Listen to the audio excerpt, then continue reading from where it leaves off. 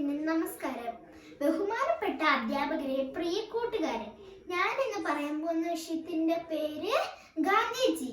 എനിക്ക് ഗാന്ധിജിനെ കുറിച്ച് 2 വാക്ക് പറയാൻ അവസരം തന്നതിന് എല്ലാവർക്കും നന്ദി പറയുന്നു.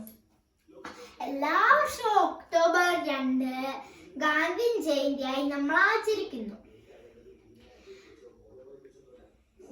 ഗാന്ധിജി നമ്മുടെ രാഷ്ട്രപിതാവാണ്.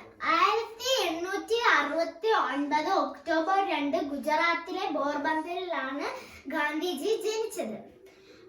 അദ്ദേഹത്തിന്റെ മുഴുവൻ പേര് മോഹൻദാസ് കരംചന്ദ് ഗാന്ധി എന്നാണ്. അദ്ദേഹത്തിന്റെ പിതാവിന്റെ പേര് കരംചന്ദ് ഗാന്ധി എന്നാണ്. മാതാവിന്റെ പേര് പുത്ലിബായ് എന്നും അദ്ദേഹത്തിന്റെ ഭാര്യയുടെ പേര്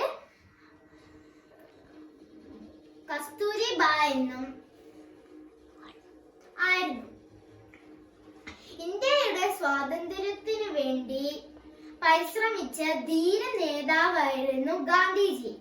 നാഥുറാം ഗോഡ്സെയാൽ അദ്ദേഹം കൊല്ലപ്പെട്ടു. ഇത്രയും പറഞ്ഞുകൊണ്ട് എന്റെ കൊച്ചു പ്രസംഗം ഞാൻ ഇവിടെ അവസാനിപ്പിക്കുന്നു. എല്ലാവർക്കും നന്ദി, നമസ്കാരം.